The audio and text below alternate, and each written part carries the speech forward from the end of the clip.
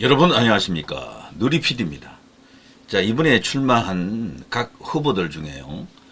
청년 정책, 청년들을 위한 공약 개발에 가장 집중하고 있고 열심인 인물이 하나 있죠. 바로 김문수 후보인데요. 자, 김문수 후보는 지지율 상황을 쭉 보게 되면은 아무래도 이제 10대, 20대, 30대 이쪽에서 지지율이 좀 약합니다. 그래서 여기서 좀 끌어올리게 되면은 충분히 이제 본선에서도 승리할 수 있다라고 보고 집중적으로 이쪽을 지금 공략하고 있는데요. 아주 맞춤형 공약들 그리고 실제 꼭 필요한 그런 공약들을 지금 발표하고 있죠. 그냥 보여주기식 아니면 말고 뭐 안 되면 그만이고 이런 공약이 아니에요. 정말 하나같이 이제 준비된 공약들인데요. 대학가 반값 월세 저런 거 굉장히 절실한 공약들 아닙니까? 1인용 아파트 공급하겠다. 요즘은 이 나홀로 이제 이 세대가 너무 많았어요. 대한민국도 점차 이제 혼자 사는 집들이 지금 1000만 가구를 뭐 육박하고 있다. 뭐 이런 식인데요. 그래서 이런 것들이 상당히 실효적인 유효적절한 그런 공약으로 보이고요. 청년 부동산 문제 해소. 지금 우리나라 이 출산율 관련해서 뭐 여러 가지 어떤 방안들이 있습니다만 이 출산율이 떨어진 가장 큰 이유 중에는 이 부동산 가격이 현실적으로 사실 청년들이 감당하기에는 너무도 무리다. 내 집 하나 장만하려고 하면은 그냥 뭐 진짜 등골 휩니다. 그래서요, 이 김문수 후보 본인은 일단 행정 경험도 있고 8년간 경기도지사 2번 또 역임하면서요. 보고 듣고 배운 이런 것들이 총체적 어떤 경험에서 우러나오는 꼭 필요한 공약들 지금 많이 발표하고 있는데 청년 부동산 문제 해결이 되면 저출산 현상이 완화될 것이다라고 하는 상당히 설득력이 있는 이야기죠. 대학가 인근 원룸촌의 용적률, 건폐율을 완화하겠다. 리모델링을 지원하겠다. 그리고 인센티브를 제공하는 여러 가지 어떤 그런 정책을 갖고 있고요. 반값 월세촌을 또 지정하겠다. 주요 대학가 주변 원룸은 높은 월세를 받지만 대학 기숙사는 부족한 실정이죠. 수도권 기숙사 수용률은 18% 정도라고 하는데요. 그래서 김문수 후보는 반값 월세존을 통해 시장 원리가 제대로 작동하면 대학생은 낮은 월세로 혜택을 보고 원룸주들은 자산을 정식하는 효과를 볼 것이다. 일석이조다. 서로 윈윈하는 그런 결과를 갖고 올 것이다. 우리나라 현재 1인 가구가요, 약 한 783, 약 800만 가구로 지금 나타나 있는데요. 이 중에 2030 비율이 35.8%. 굉장하죠. 그래서요, 1인형 아파트 및 오피스텔 공급 확대를 지금 추진하고 있죠. 요런 세세한 공약은 김문수가 원탑이 아닌가 싶습니다. 다른 후보들은 막 이렇게 나중에 안 할 수도 있는 그냥 막 치려고 보는 그런 공약을 많이 던지죠. 큰 어떤 대형 공약들. 근데 그런 공약들은 나중에 가보면 알겠습니다만 안 해요. 못 한다니까.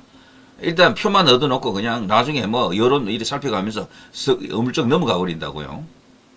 가령 한동훈에 전국을 5대 뭐 광역권으로 서울 같은 메가시티 같은 그런 개념을 살려가지고 그렇게 한다라는 것 지난 총선 때도 나왔던 이야기인데 좋은 공약처럼 보이지만 그 실현 가능성이 과연 있겠느냐 이런 이야기죠. 지금 5년 단임제 대통령이 그걸 할 수 있겠느냐. 특히 한동훈 같은 경우는 3년만 한다면서요. 3년 안에 그거 뭘 어떻게 합니까? 그런 건 일단 던져놓고 보는 거지. 던져놓고. 이재명도 사실 그런 공약 들어있어요. 막 던져놓고 그냥 아니면 말고 이런 식이 될 겁니다. 자, 그에 비해서 이 김문수 후보는 좀 어떻게 보면요. 너무도 이 실무형 그런 공약을 많이 발표하고 있죠. 그래서 국민들에게 확 다가가기는 힘들어요. 필요한 공약은 맞는데 그런 걸로 표를 만들기는 좀 어려운 너무도 이분은 양심적이고 올바른 그런 정치인 같아요. 정치인은 포퓰리즘도 좀 해야 되고 막 지르고 던지는 것도 좀 필요하거든요. 매표라고 할 수는 없어도 사람들의 그 마음을 얻자면 표를 얻자면은 눈에 확 띄는 뭔가 이렇게 차별적인 그런 공약이 좀 필요한데 전부 하나같이 행정가로서 할 수 있는 그런 공약만 던진다니까요 지금. 그래서 이런 것들이 장점이면서 어떻게 보면 조금 아쉽다라고도 생각이 되죠. 그만큼 정직하다.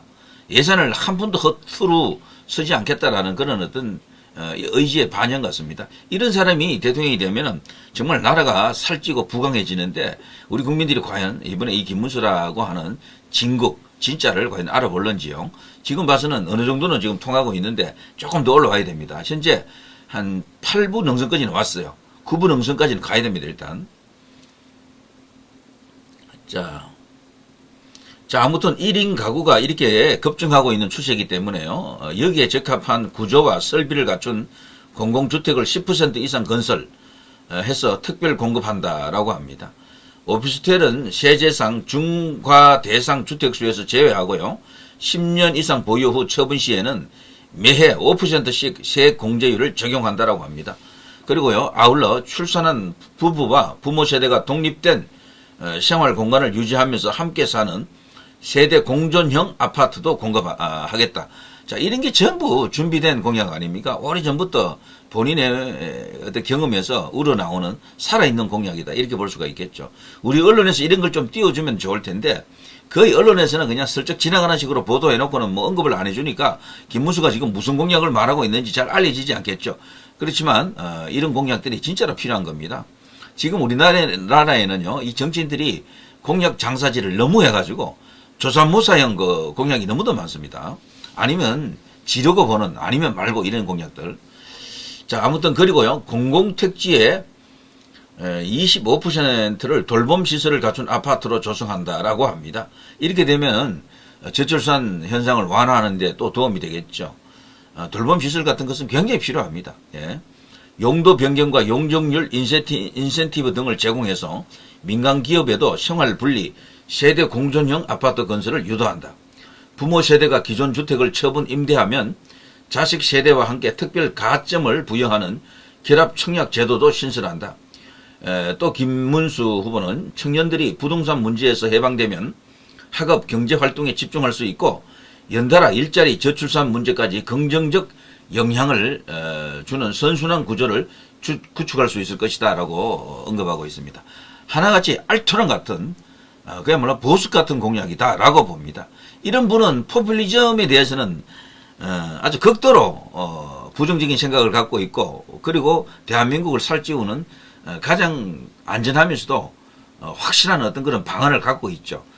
다만 지르는 공약에 있어서 예산을 고려하고 실현 가능성을 고려하고 그리고 행정가로서 공무원들의 상황을 또 이렇게 고려하고, 그래서 딱 이렇게 적용 가능한, 나중에 대통령이 되면 정말로 100%에 가깝게 공약 이행률이 나올 수도 있는 그런 공약을 지금 이야기하고 있는 거거든. 자, 과연 어떨런지요. 이런 김문수라고 하는 사람을 우리 국민들이 조금씩 알아가는 과정입니다. 그동안 이 소위 레거시 미디어에 나타나지 않았잖아요. 이 김문수 후보는 별로 안 나타났어요. 최근에 와서 장관 되면서 뭐 조금 나타나서 그렇지 얼굴이 많이 안 알려졌습니다. 경기도지사를 했지만 그 당시에는 지방광역자치단체장은 중앙 무대에서 그 주요 뉴스에서 잘 안 나왔어요. 그래서 과거에 이 사람이 어떤 사람인지 어떤 일을 했는지 그 업적들이 잘 나타나 있지 않습니다. 그리고 또 하나 김문수 후보는요, 당을 떠나 있은 지 오래됐습니다. 국민의힘에서 예전에 있었죠. 국민의힘이 아니고요, 과거에 그 이름이 다를 때 한나라당 때 들어와서 뭐 신한국당인가 그때 들어왔죠. 그리고 뭐 많은 정당의 변전사를 거치면서 새누리당 때까지는 같이 있었던 것 같은데 그 후로는 당을 떠났었거든요. 한 10년 됩니다, 그게.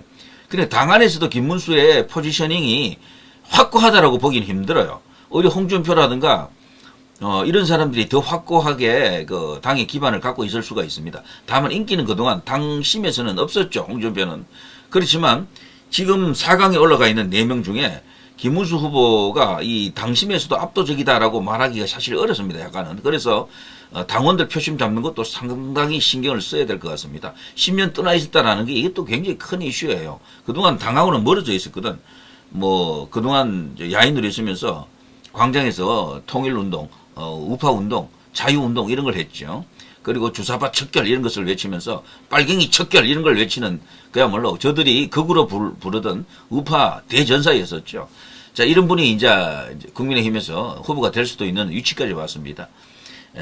일단 다른 모든 것보다도 본인을 알리는 게 지금 가장 급선무입니다. 김문수를 어떻게 알리느냐?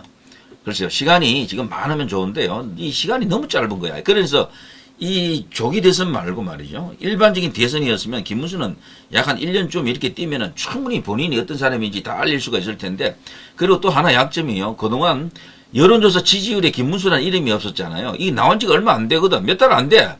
옛날에는 거론조차도 안 됐잖아요. 김문수 이름이 나왔습니까? 안 나왔잖아요. 그러니까 사람들에게는 이게 뇌리에 지금 박혀있지 않는 거야. 대선 후보로. 그래서 지금 어떻게 보면 김문수 후보야말로 지금 급조되고 있는 겁니다. 나이는 또 그 중에서도 또 많은 축에 들어가고요. 73세로 지금 되어 있죠. 그래서 홍준표보다도 나이가 한두 살 많고 한 두 살 정도 많잖아요. 그래서 이런 것들이 결합이 되어 있는데, 자, 이런 조건을 이렇게 뚫고 나가야 됩니다. 그래서 하늘이 왜 김문수라는 인물을 지금 이 시대에 내놓았는지를 입증을 해야 되겠죠. 아직 가능합니다. 시간이 없다 해도요. 한 달 좀 남았습니다. 물론 이번 국민의힘 후보가 되어야지 이제 그런 조건도, 그런 기회도 오는 거겠죠. 자, 누리 PD 김준희였습니다.